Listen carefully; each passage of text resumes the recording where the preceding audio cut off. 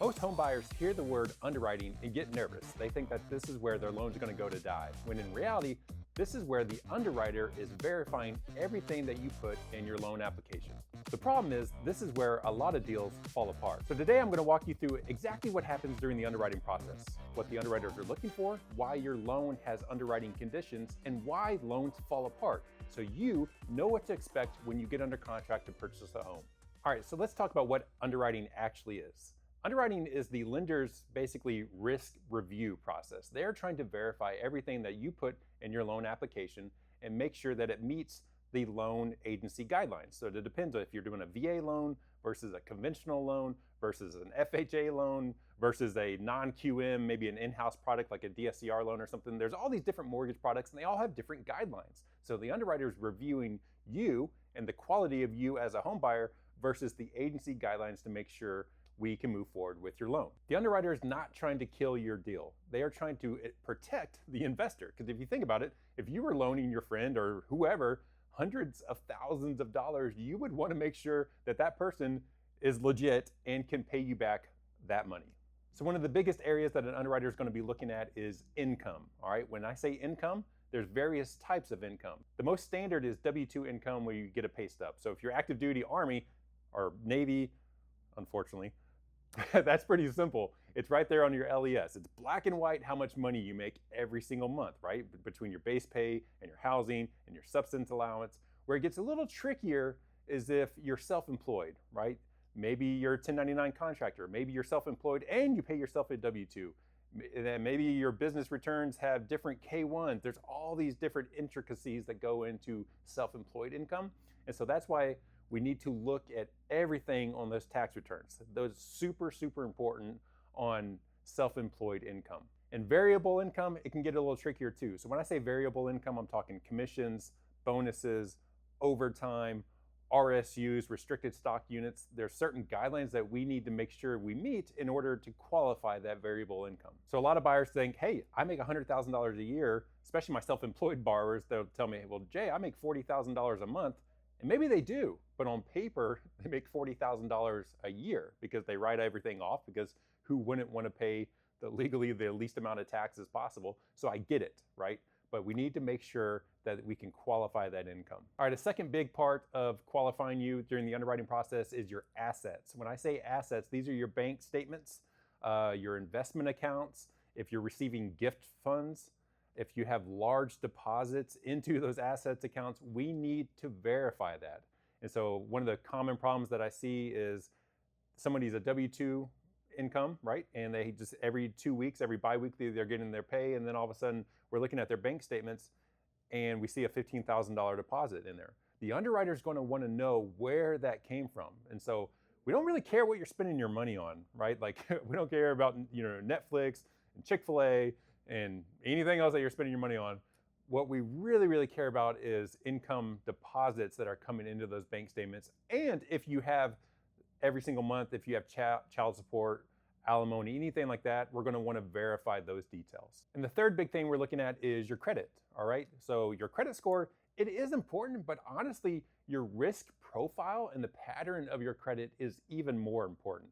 So we're looking at what liabilities you have. When I say liabilities, that means what monthly installments you have. So auto loans, student loans, credit cards, these are things that are going to have a monthly payment equivalent, which goes into your DTI, your debt to income ratio. For most loans, the DTI is the backbone of the loan, which is exactly what it sounds like. How much monthly debt do I have every month versus how much monthly income do I have? And we put that ratio together. The lower the ratio, the better, right? So a 10% DTI is way stronger than a 50% DTI. And we're also reviewing to see if you've had any new credit inquiries coming in that maybe it's not showing up yet on your credit report, because there's a delay. Most credit reports are just a snapshot in time of that month. So I see it a lot of times where somebody maybe bought a new car like 2 weeks ago, and if you pull their credit, that car loan for $700 a month or $800 a month, whatever it is, doesn't show up yet. And so that can get you in a lot of trouble during the underwriting phase. If you're right on the fence of meeting that DTI, that debt to income threshold, and we're not accounting for that $700 monthly debt, that can blow up a deal. So very, very important that we do our due diligence up front. So those are pieces of the puzzle that we're looking at from you, but we're also looking at the property during the underwriting phase. So one of the most common ways that we look at that is through an appraisal report. So of course, the appraisal report is looking at a comparable value that we can establish, because if you're buying something for $500,000, the lender is going to want to make sure that that property is worth at least $500,000, right? We don't want to have it worth $400,000 and now you're upside down. You're already got negative equity right away. So they're protecting not only you, but they're protecting themselves as well. And then they want to make sure that the property is meeting minimum property requirements. Every single loan has different MPRs, we call them, especially with VA. The VA has certain minimum property requirements because they're trying to protect the veteran, right? They don't want them to buy a house with the wood siding that is full of wood rot that is going to present safety issues, potentially mold, all types of issues. So there's part of the property that we're going to be looking at during the underwriting process to make sure that it meets the lender's underwriting guidelines. All right, so when we submit your loan into underwriting, we're going to get back the initial underwriting approval. This is very common, and then it's going to have what we call conditions on it. The conditions are, hey, I approve this loan, assuming that it's going to meet these conditions, and you need to provide these conditions. So it's very, very common to have conditions on your initial underwriting approval. Most of the time it's, hey, pending the appraisal report, pending title insurance report, pending the homeowner's insurance declaration page and our mortgagee clause. If you have a large deposit in your bank statement and the underwriter saw it, that's okay, but we just need to source the $15,000 deposit and make sure it actually came from an account that you own, right? So we're gonna have to connect the dots. A lot of paperwork sometimes, it's really not that tricky or hard, it's just kind of cumbersome sometimes to provide all the proper documentation. Here are some of the biggest reasons why a loan blows up during the underwriting process. First and foremost, changing of jobs, all right?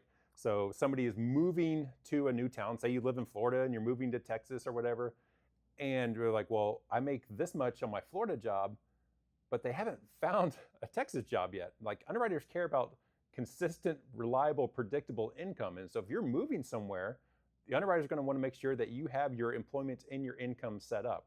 And maybe you actually already do, but maybe you're going from full-time to part-time. Maybe you're going into a completely new industry. So now that stable and reliable is kind of out the window because you don't have a record of that income. So changing jobs is a big one. Unreported debt, kind of like I talked about earlier. If you have new debt that is not showing on your credit report, and then we catch it during the underwriting phase, that is definitely a game changer for underwriting conditions. Large undocumented deposits can present issues. If you're getting 15, 20, you have $25,000 deposit that came in to your account and you can't show us where it came from, that is going to present an issue.